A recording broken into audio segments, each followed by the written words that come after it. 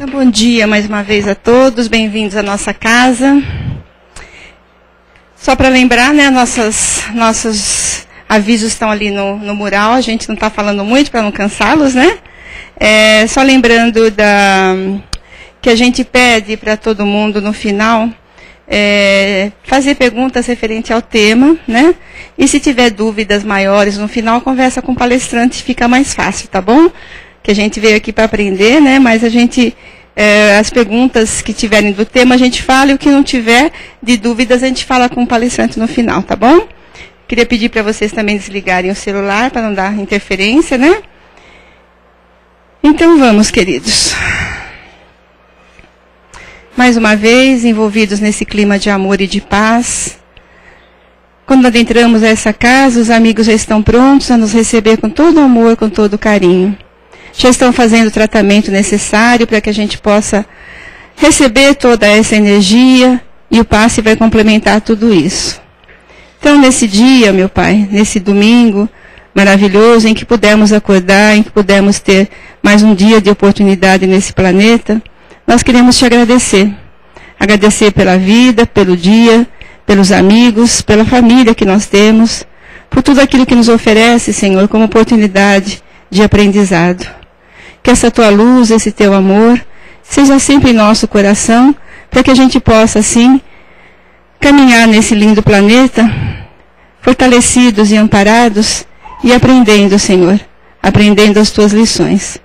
Que Deus, na sua infinita bondade, possa envolver o coração de cada um de nós, nos dando toda a sustentação, para que possamos ouvir e que possamos deixar adentrar em nós tudo aquilo que for falado, e que possa nos ajudar durante os nossos dias. Que as bênçãos do Pai Maior estejam em nossos corações. Que assim seja. Graças a Deus. Queria convidar a nossa amiga Simone, que vai falar um tema hoje importante para nós, porque a gente às vezes não tem, né? Para a gente agir com calma. Do livro Para Uso Diário.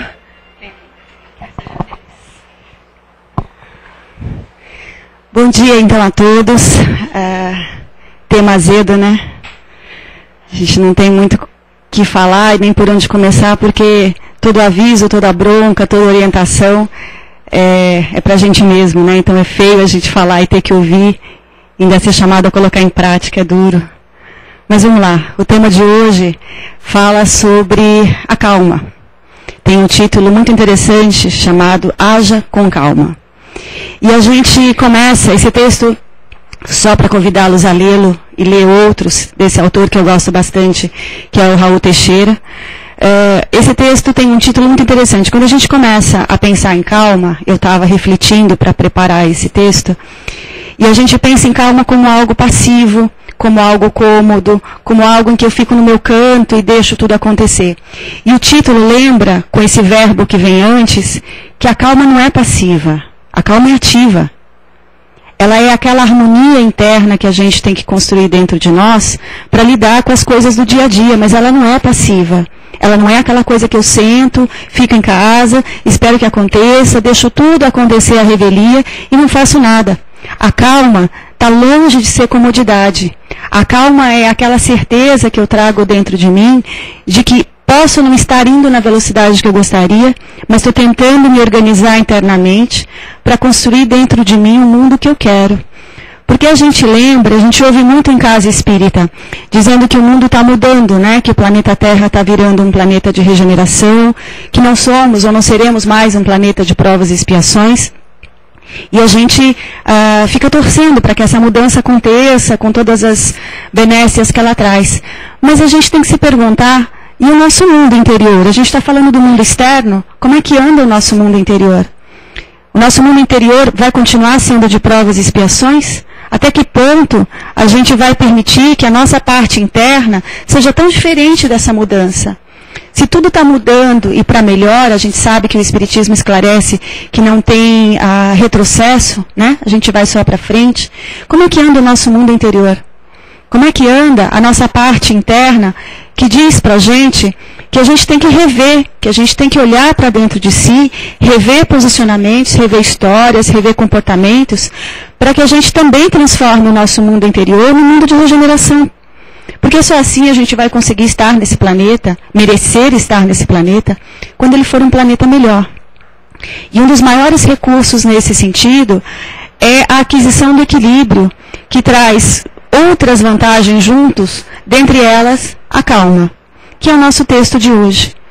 Nós vivemos numa cidade com quase 20 milhões de habitantes, onde a nossa agitação é por si só, parece que costurada na pele, né? A gente não consegue não ser agitado. A gente não consegue não fazer 400 coisas ao mesmo tempo. Quando meu filho era pequenininho, ele me chamava de mamãe polvo, porque ele achava que eu tinha vários braços pela quantidade de coisas que eu fazia ao mesmo tempo. Nós todos vivemos nessa sequência, até por uma necessidade de querer dar conta de várias coisas. Eu lembro de uma frase de Jesus muito bonita, que diz assim: a gente tem que estar no mundo, mas não tem que se contaminar pelo mundo. Né? A gente está aqui na Terra, está aqui para aprender mesmo, para evoluir, mas não pode pegar do mundo que o mundo tem de mais aflitivo. E essa agitação que a gente se deixa levar, tira de nós momentos muito preciosos, momentos internos, momentos externos, momentos que trazem equilíbrio. Porque assim, tudo que leva ou para uma passividade muito tranquila, muito cômoda, ou para uma agitação muito maior, nos tira do eixo, nos tira do equilíbrio. Nos tira daquela condição que nós temos dentro de nós, que é a essência divina. Aliás, eu gosto muito de uma frase do próprio Raul Teixeira, que não está nesse texto, está em outro, onde ele diz assim: o conceito de felicidade é a percepção que nós temos de que trazemos dentro de nós a essência divina. A gente ainda não sabe disso. A gente ainda não tomou ciência do que é ser filho de Deus. Deus é perfeição. Se nós somos filhos dele, nós trazemos dentro de nós a perfectibilidade também. Se Deus, tudo que cria é belo, por que eu vou ser a parte feia da criação?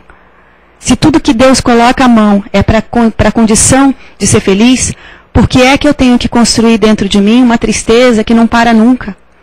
Uma tristeza que vai, por essa ansiedade de nunca conseguir fazer as coisas, vai me levar a passos largos para uma coisa chamada depressão, que eu não sei se vocês sabem, até 2021, a Organização Mundial de Saúde calcula que existirão no planeta aproximadamente 120 milhões de pessoas portadoras dessa, vamos dizer assim, doença.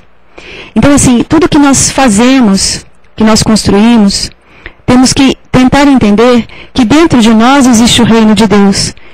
E porque é de Deus, ele tem que trazer essa beleza, essa calma, essa tranquilidade. Pela perda da tranquilidade, nós perdemos momentos preciosíssimos. E momentos que não voltam, gente. O tempo é uma coisa engraçada. Tudo volta na vida. Todas as escolhas que a gente faz, a gente pode refazer. Todos os percursos. Mas o tempo não volta, não. Pela agitação, nós nos desequilibramos na percepção do tempo, na percepção do outro, na percepção de mim mesmo, na percepção dos problemas. Nós vivemos para o futuro, né? A agitação faz a gente viver para o futuro. Então a gente fica naquela ansiedade de uma coisa que ainda não aconteceu. E que, sinceramente, provavelmente não vai acontecer com todas as preocupações que você carrega. Quando a coisa acontece, você fala, mas por que eu me preocupei tanto? E olha, a preocupação já é por si só, como diz a própria palavra, pré-ocupação. Né? Assim, eu estou colocando anteriormente condições que eu não sei se vão acontecer. E o Dr. Bezerra de Menezes, ele diz que a gente tem uma dificuldade muito grande em saber agradecer as coisas. Mas, sobretudo, agradecer as coisas que deveriam acontecer de ruim e que não aconteceram porque a espiritualidade superior atuou antes. Essas preocupações nossas, muitas vezes, são tiradas do caminho pela nossa conduta, pelo nosso mérito, coisas que iriam acontecer. Mas que não adianta a gente se preocupar com elas, porque a gente outra vez torna a perder tempo. A gente perde a noção do tempo presente, que é o nosso grande chamamento, não é isso? Só tem futuro se eu construir um presente. Se o presente hoje está difícil, é porque lá atrás, no passado, eu não fiz o que deveria. Aí eu posso dizer, bom, está difícil agora, o que eu quero para o futuro? Eu quero que ele seja diferente. Quero que ele seja melhor. E é por isso que a gente constrói um presente melhor. A gente sempre lembra, eu não sei se vocês, eu sei que vocês leem, né, o Novo Testamento, sempre, todos os dias, está na pauta do dia. Eu estou só relembrando coisas que eu sei que vocês sabem. Mas eu relembro a vocês que uma das condições pelas quais os cristãos eram conhecidos logo depois do desencarne de Jesus era por uma frase, por uma saudação. Então, se sabia quem era cristão por essa saudação. Num primeiro momento, vocês devem lembrar que os cristãos não foram perseguidos, efetivamente. A perseguição mais cruenta começou quase 100 anos depois. Então, eles se encontravam e diziam o seguinte: a paz seja convosco. Essa era a condição de ser reconhecido um cristão num primeiro momento. E aí a gente para pensar, a gente teve uma aula lá no centro, que eu tenho a alegria de trabalhar, sobre o que é essa paz, né? Assim, é a paz da tranquilidade, é a paz da calma, é a paz do cruza o braço e o seu dia vai ser cheio de florzinha. Gente, a paz que eles desejavam a si mesmo era a paz da batalha vencida, era a paz da luta conquistada. É a paz daquele comandante que não vai ter sossego enquanto a batalha não for ganha. E a batalha não é com o outro, a batalha é comigo. Então aquela paz de dizer assim, eu lutei, eu consegui, eu batalhei, eu não desisti. Na verdade, essa agitação que a gente vive, essa angústia que a gente se prepara todos os dias, porque parece que o dia vai ser elétrico desde de manhã, e a gente prepara para isso, e a gente adoece por isso, e a gente chega no fim do dia cansado. Não é só um cansaço físico, não, é um cansaço de alma. Sabe, tem hora que você deita e fala assim, o corpo vai descansar, mas eu não sei como é que eu vou fazer para botar minha alma para dormir. Porque assim, é muita agitação. Essa agitação não é a batalha vencida. Essa é a agitação daquela coisa de que eu quero ainda coisas boas no meu caminho, sem trabalhar para isso. E eu ainda tenho uma noção errada do que é bom. Bom para mim é não ter dor, bom para mim é não ter problemas, bom para mim é crescer pelo amor. Mas a gente não cresce pelo amor, infelizmente. A gente faz ouvido surdo quando o amor chega. E aí vem aquele beliscão básico que tira você do lugar. E aí você fala, bendita dor. Porque afinal de contas, ela traz para você condições renovadas de se repensar. Eu insisto, que eu falo lá no centro, nós ainda temos uma dificuldade enorme de nos amarmos como seres humanos e nos amarmos como coletivo. Porque afinal de contas, a gente não pode perder o gancho. Somos filhos de Deus, todos irmãos. Uma vez eu vi uma palestra no centro, lá onde a gente trabalha, e a pessoa dizia o seguinte, e vale, eu trago a mesma definição para vocês. Enquanto houver uma pessoa sofrendo nesse planeta, esteja ela onde estiver, nós vamos ser afetados por esse sofrimento. Nós estamos ligados, é um abraçadinho com o outro. Então ou vai todo mundo para frente, ou fica todo mundo para trás. Então, aí eu falei isso para uma aluna, ela falou, mas então a gente está frito, porque assim, vai ter sempre sofrimento. Não vai não. A gente só vai acreditar que vai ter sempre sofrimento se eu me acomodar onde eu estou e não ajudar o outro. Porque cada sofrimento, cada dor, cada mal-estar que eu retiro do outro, eu estou colaborando não só para mim, não só para o outro, mas para o próprio planeta.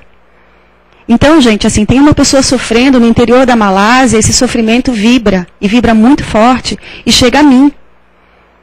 Aí você fala, mas o que eu posso fazer por ele? Por ele talvez nada, em termos práticos, mas muito através da prece, que é o nosso outro ponto. A gente não sabe rezar. A gente lembra de rezar vagamente, quando a gente se sente incomodada. Fora disso, muito pouco. E a gente ainda acha que a prece é aquela coisa decorada, que tem horário, que tem lugar, que tem palavras. Gente, a prece, como diz a Joana de Ângeles, a melhor prece que eu posso oferecer a Deus são as minhas atitudes. É o que eu faço de bom, o que eu corrijo em mim que não está certo. Esse momento que eu olho para mim, que consigo equilibrar dentro de mim essas condições, é o momento da calma. É o momento em que eu reflito e peço amparo para tudo que eu preciso modificar.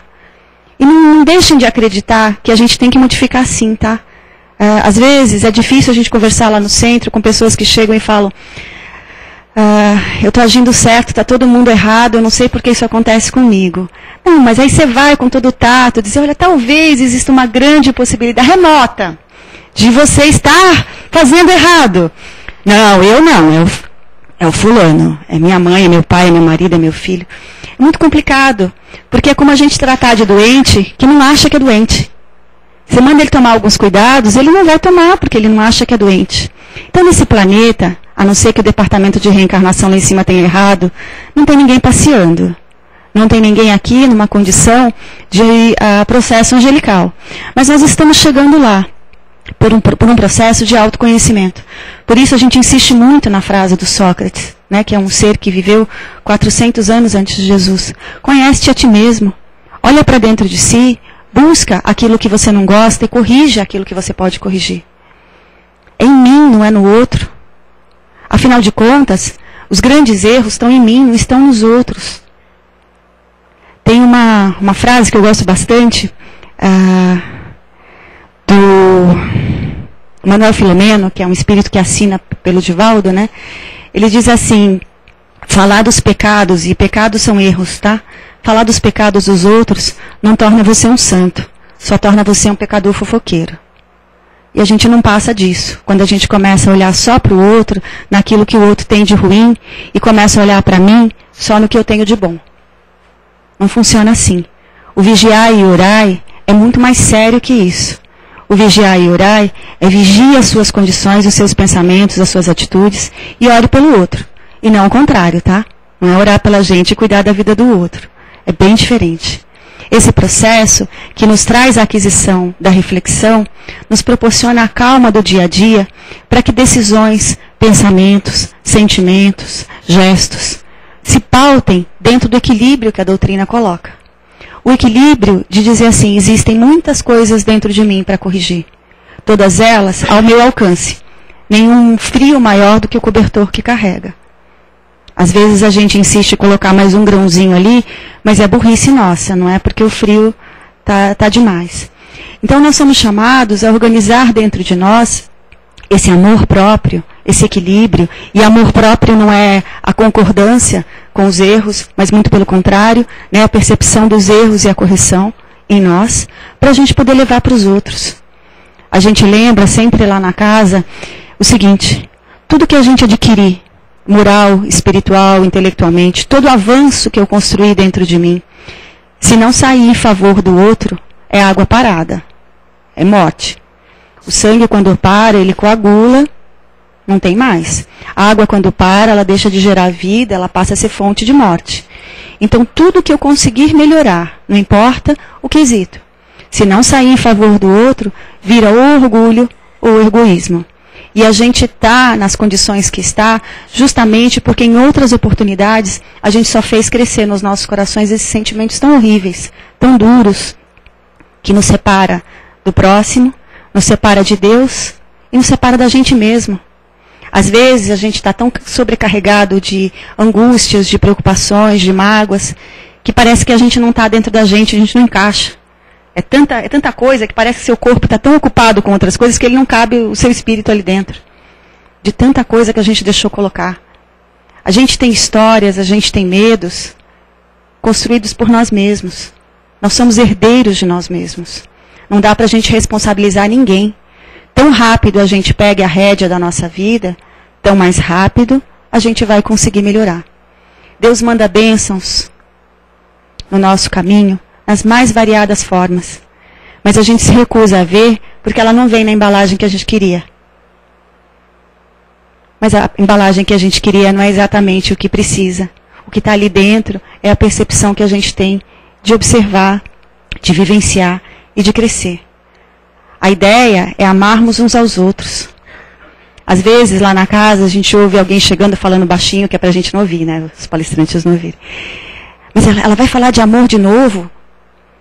Desculpa, a novidade continua sendo essa. A gente ainda não conseguiu fazer o básico, que é amar uns aos outros. Aí você fala, mas eu tenho que amar aquela pessoa que me causa dano? Tem sim.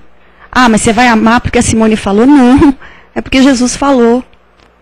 Ele falou, eu trago o mandamento. Olha, vocês ouviram os profetas dizerem, amem aqueles que te amam. E eu estou falando além, ame os seus inimigos também. Então o crescimento é transformar o inimigo em amigo. Grandes amigos hoje que nós temos, devem ter começado lá atrás com o pé esquerdo. Mas a gente conseguiu refazer o percurso.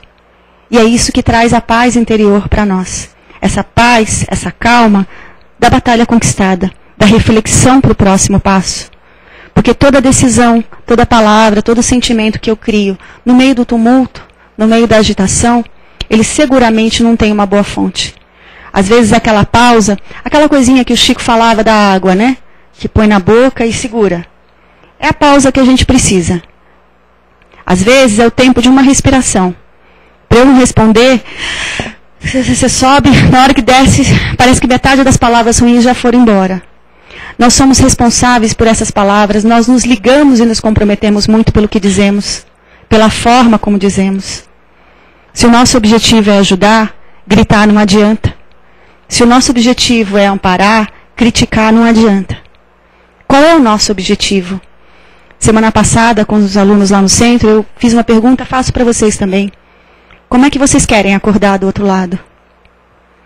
Quem vocês esperam encontrar? De que forma vocês esperam ser atendidos? De que forma vocês esperam serem abraçados? Essa forma, esse encontro, esse despertar, vai depender pura e exclusivamente de como a gente vive aqui. Às vezes as pessoas me perguntam, o tipo de morte interfere no tipo de despertar, vamos dizer assim, do outro lado? Não, gente, interfere o tipo de vida que a gente teve. Se a nossa vida condiz com a alegria de ser um servidor de Jesus, porque, aliás, sermos servidores de Jesus é uma honra, gente. Não é dever, não é trabalho, é uma honra. Que ele tenha colocado a mão na cabeça de cada um e dito, eu preciso de você para isso, eu preciso que você faça isso, eu preciso do seu auxílio para ajudar outras pessoas, é uma honra. Na maioria das vezes a gente acha que a gente não pode, que a gente não tem condições, que a gente está cansado. Mas eles, como me disseram uma vez, eles nem começaram a cansar ainda da gente, por que a gente já cansou? Então todas as possibilidades, todas as construções se iniciam dentro de nós mesmos. A aquisição de virtude é uma aquisição dolorida, né? Porque a gente tem que deixar para trás aquelas imperfeições que a gente carrega. É a porta estreita, né, que Jesus fala. Só passa nela o seu espírito com a grandeza que ele tem. As imperfeições não passam, não. Por isso, a gente vem optando há várias encarnações pela porta larga. Aquela que não dá trabalho passar. Só que chega uma hora que mesmo a porta larga fica muito dolorosa. Porque a gente vai ficando muito pesado com as dores que carrega. E eu insisto, a gente só carrega dores porque a gente quer. Para encerrar, vale lembrar. O Espiritismo não diz que nada, nenhum processo desse seja fácil. Eu não estou falando aqui de algo que vai acontecer a gente atravessando a rua. Deveria, mas não é. Nós somos ainda, temos que ter consciência das nossas imperfeições. Às vezes, subir uma escada demora. Mas eu só chego no último degrau se eu iniciar o passo do primeiro. Se eu esticar lá de baixo o pé e querer subir 5 degraus uma vez, eu vou cair. Ter consciência das nossas limitações não quer dizer que a gente se entregue a elas. Mas muito pelo contrário, que a gente lute contra elas. Mas para isso, eu falo lá no centro que é assim. A gente precisa de 3 pontos. 3 etapas. Primeiro, detectar que a gente tem um vício ou uma imperfeição. A segunda etapa, não gostar do que eu tenho. E a terceira, corrigir. Se a gente não passar por esses pontos, a gente não consegue melhorar. Eu primeiro realmente tenho que encontrar em mim defeitos. Depois eu tenho que não gostar desses defeitos. Eu tenho que perceber que esses defeitos levam dores e mágoas aos outros e a mim. E depois, pedir muita coragem a Deus para corrigir. Para isso a gente tem uma encarnação. Para isso a gente tem todos os dias um dia novo. O dia só vai ser chato, difícil, magoado, rancoroso, se eu quiser. Tem aquelas pessoas que a gente encontra, eu sei que vocês não conhecem pessoas assim, mas tem pessoas que são necessariamente mal-humoradas. Tudo para ela está ruim do momento em que ela abre o olho até a hora que ela fecha. E tudo vai ser ruim mesmo. Porque a percepção que ela cria em torno dela é essa. Os amigos espirituais que ela escolhe para acompanhá-la são esses. Nós escolhemos os amigos, né? O obsessor é aquela coisa, aquela criatura tão... Eu costumo falar que o Chico tinha razão. O obsessor é aquela pessoa mais educada do mundo. Ele só entra porque a gente abriu a porta. Ele não arromba a porta. Ele fica lá esperando. Se a gente modificar a nossa conduta, ele não entra. E a gente faz até a caridade de ajudá-lo com novas informações, com novas condutas. frequentar a casa espírita é maravilhoso. Tomar o passe, ouvir o evangelho, fantástico. Mas a luta é lá fora. É no nosso dia a dia. Não adianta nada a gente ouvir uma palestra, receber o passe, se lá fora eu continuo sendo a mesma criatura. Um palestrante lá da casa, ele fala que a maioria dos obsessores ficam lá fora, pegam você pelo braço e reclamam que você demorou um pouquinho mais na casa. Vamos continuar a nossa vida. Não, gente, a vida não é para continuar desse jeito, não. Ninguém, né, assim, espera encontrar. Eu espero encontrar outros, mas não os mesmos. Eu espero que os mesmos estejam em outro caminho. Nós somos tão responsáveis, inclusive por esses irmãos. Nós tivemos uma palestra lá na casa falando sobre a depressão. E a palestrante deu uma definição muito interessante para o obsessor. Ela disse que o obsessor é o nosso personal trainer. É aquela pessoa que diz assim, olha, é o seguinte, aquela gordurinha precisa queimar. Você está um pouquinho gordo. Você está um pouquinho além do que deveria. É ele que vai dizer aonde está sobrando, aonde está faltando. Então, todos os dias, na hora de começar o dia, ela fala, além de agradecer aos meus benfeitores, meu anjo de guarda, eu agradeço a todos os obsessores. Porque através deles eu vou conseguindo, pela dor, caindo, levantando, nem sempre conseguindo como eu gostaria, mas é através deles que eu cresço dentro de mim, observando coisas que eu sozinha não ia conseguir observar. Então, esse é o nosso grande chamamento. Eu falo que a doutrina espírita não traz ilusões. É uma doutrina de clareza, de lógica, de esperança. Não tem desculpas, né? A gente não pode mais alegar que não sabia. E o nosso dia a dia é para isso, para a gente colocar em prática aquela coisa que a gente vem ouvindo há 2000 anos e parece que ainda não caiu a ficha. A gente realmente precisa amar uns aos outros. A Deus, óbvio, porque a gente só consegue amar a Deus se a gente amar o próximo, não tem jeito. Muita paz a todos, obrigada. Terminou muito rápido, é para falar mais. Meia hora. Não passei nem um minuto. Alguém quer fazer alguma pergunta sobre o texto, sobre o que foi falado? Vamos com calma, tá, gente? Muita calma, né?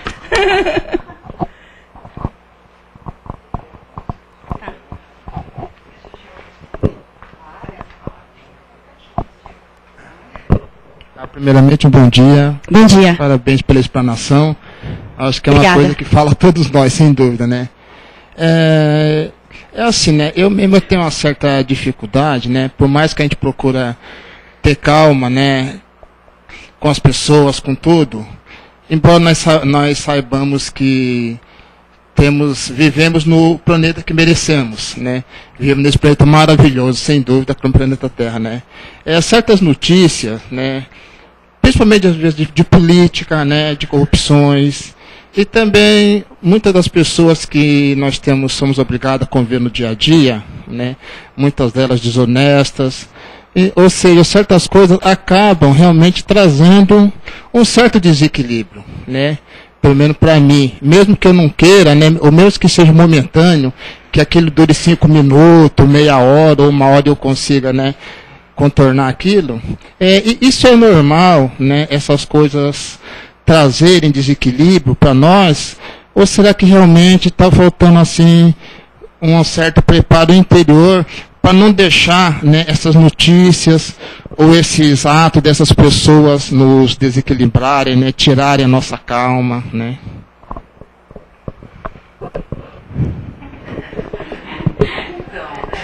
Então, em Minas a gente fala muito isso. Quando quer falar muita coisa e não dá, a gente fica então. Eu vou começar pelo fim.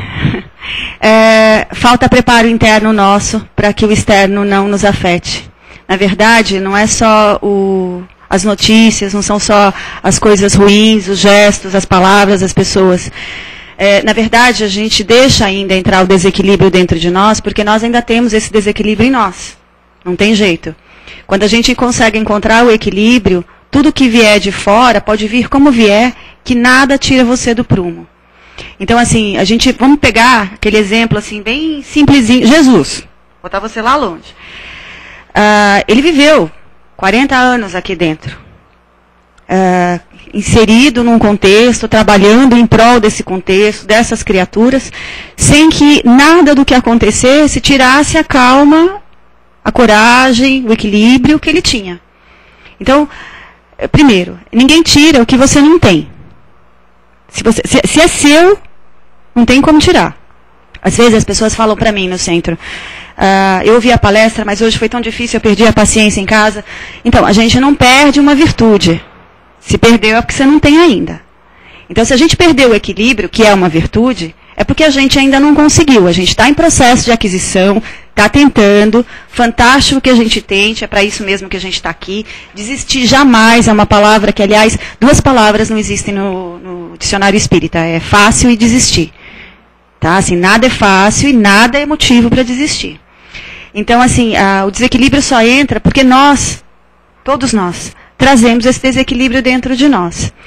E outra coisa, todas as coisas que acontecem, esse é um planeta, né, de provas e expiações, a gente liga a TV, parece que só tem expiação, não tem nem prova. É só confusão, só encrenca. Então, assim, tudo tem um ensinamento. No leme de tudo isso está Deus. Então, aquilo que a gente vê como, às vezes, dificuldades e tudo mais, a gente só se desequilibra porque quer. Porque naquele momento, se a gente estiver um pouquinho mais equilibrado, se a gente, por exemplo, fizer uma oração em favor daquela situação, já ajuda bastante você a retomar o equilíbrio e aquela situação a receber a luz que precisa. Porque, vamos combinar, a gente vive numa sociedade ainda muito midiática, né? Então a gente liga a TV, dependendo do jornal que assiste, do documentário, a gente vê cenas complicadas acontecendo do início, meio e fim, né? A gente começa a ver desde a hora que acontece a encrenca, o desdobramento, aquele apelo para a desgraça, e a gente se envolve emocionalmente naquela situação da maneira errada até. Porque assim, a gente fica, nossa, mas coitado, ou, nossa, mas tomara que pegue mesmo, que ele arranque a cabeça, ou sei lá, qualquer coisa assim. Na verdade, o nosso processo é vibrar o amor sempre. Porque se aquelas pessoas estão naquela condição de desequilíbrio, se você acrescenta mais desequilíbrio a ela através do pensamento, o que acontecer a partir do desdobramento daquilo é responsabilidade nossa também. Então, se eu estou ali e vejo uma pessoa com um refém, um revólver na cabeça, se eu começar a emanar mais complicações, mais dificuldades, mais julgamentos, mais tristezas, se aquela pessoa, que ela vai receber a minha vibração, recebe a da Sandra, recebe de todo mundo aqui, você imagina que ela já não está bem, ela recebe essa carga dobrada, se ela ficar mais nervosa e cometer alguma coisa mais complicada, a responsabilidade é minha também. Então, a nossa ideia é que assim, como você falou, às vezes a gente ainda é balançado por esse desequilíbrio, mas retoma. Eu não me preocupo tanto com essa situação, me preocupo quando a gente fica balançado pelo desequilíbrio e não sai mais dele. Então, assim, às vezes eu falo lá no centro, eu não me preocupo com maus pensamentos, eu me preocupo quando eles se instalam. Porque ter um mau pensamento, às vezes sacode a cabeça, vai fazer alguma coisa, vai ler um livro. Leiam, crianças, pelo amor de Deus, instrução do Espírito de verdade. Espíritas, amai-vos e instruí-vos. Vai fazer alguma coisa produtiva, vai fazer qualquer coisa. O pensamento ruim desaparece. Ter não é problema, mantê-lo sim. Então, ter o desequilíbrio provocado por uma série de situações, tudo bem, entre aspas, mas mantê-lo não. E assim é um exercício para que nós possamos melhorar. Então, eu só posso encontrar o equilíbrio quando eu estiver na condição do dia a dia de desequilíbrio que faça crescer em mim o equilíbrio. Você só aprende a ser paciente convivendo com pessoas que te tiram a paciência. Tem jeito. A virtude não cai num pacotinho na mão de cada um, hoje eu quero ser paciente. Então vem o pacotinho para Simone com carinho. Não vai dar. O dia que a gente decidir ser paciente, vai ser aquele dia mais azedo da vida. No final do dia você vai falar socorro. Porque vão aparecer situações, pessoas, para te fazer crescer na paciência, ué. É assim que funciona. Então essas situações também trazem crescimento, também trazem aprendizado. E fazem com que a gente se lembre que a gente precisa ser caridoso. E o maior exemplo da caridade é a oração.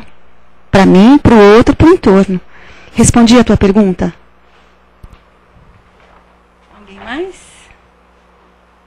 E é difícil, né? A gente sempre fala, né? Se a gente vai entrar no hospital para ajudar uma pessoa e começa a chorar junto com ela. Então, não. O que eu estou levando para ela, né? Aí eu lembro, Ela já tem bastante. aí eu lembro de Jesus, né? Quando sair da cidade, sacode a poeira da tua sandália e segue em frente, porque a parte da gente a gente já fez, né?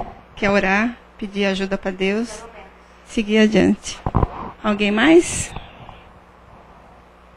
Então tá, gente. Qualquer dúvida que a gente tenha, quer falar mais alguma coisa? Encerrando? Então tá, obrigada, viu? Leiam. Isso, Leiam bastante. vamos ler bastante.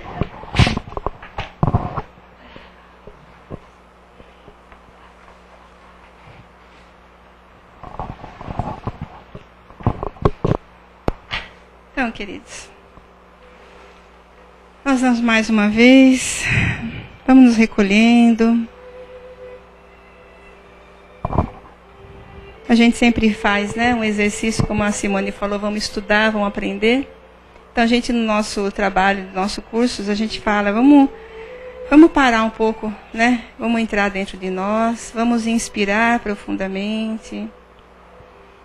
Inspira, segura um pouquinho, depois vai soltando essa respiração.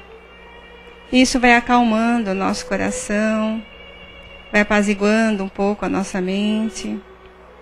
E vai nos trazendo essa abertura para que a gente possa olhar o mundo como é o mundo, né? Vivendo como homens do mundo, mas não esquecer que nós somos espíritos, nós estamos aqui de passagem, nesse mundo lindo, nesse planeta lindo, mas nós estamos de passagem, nós estamos aqui aprendendo, pela oportunidade bendita que o Pai nos ofereceu de aqui renascermos. Então depende de cada um de nós essa paz, porque eu não posso doar essa paz ao mundo se eu não tenho paz dentro de mim. Eu não posso pensar em ajudar uma família se eu não trago dentro de mim essa ajuda, essa calma, essa tranquilidade. É claro que nós não vamos ser Jesus nem Chico, né? Mas a gente pode já começar. E hoje é um novo dia, é uma nova oportunidade de estarmos começando a trabalhar com esses sentimentos que todos nós já temos. Porque a gente lembra sempre que nós somos criação de Deus. Nós temos a essência do Pai dentro de nós. Então nós temos muito. Nós temos nossos talentos, nós temos as nossas potencialidades e a gente não usa. Então vamos começar a usar para que a gente possa amenizar um pouco a nossa volta, onde nós habitamos. E a partir do momento que nós estivermos prontos, o trabalho vai ser dado para nós ajudarmos também uma comunidade, a rua onde nós moramos. Então vamos, queridos, esse é o momento de a gente colocar em prática esse exercício de amor.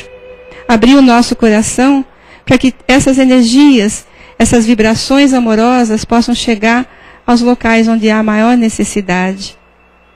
Então nós vamos elevando o pensamento sempre ao Pai e vamos pedindo a Jesus, o Mestre do Amor, que nos auxilie nesse instante, para que Ele vá na frente e juntos com as nossas vibrações possa levar todo esse amor, toda essa paz a esse lindo planeta.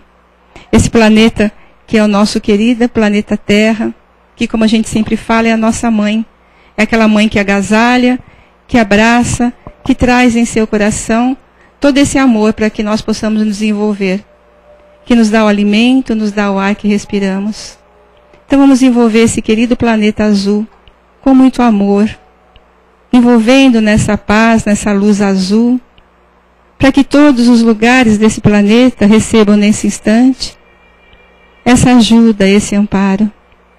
Nos lugares mais escuros deste planeta, Senhor, que possamos levar essa Tua luz, o Teu amor, para que esses irmãozinhos recebam no seu coração nesse instante, em seus espíritos, essa dádiva, essas bênçãos, para que possam ajudá-los no seu crescimento.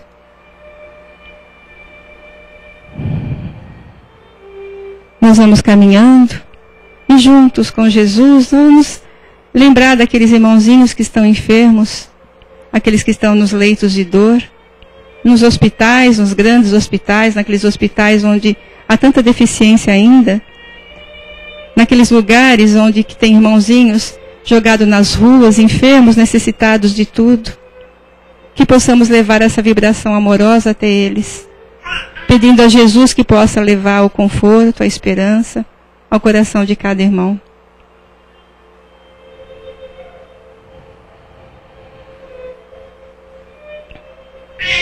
Nós pedimos, Senhor, por aqueles que estão em nosso lar, por aqueles que muitas vezes nos fez chegar até a casa, achando que é o outro que estava com problema, mas a gente percebe que é nós que estávamos com problema.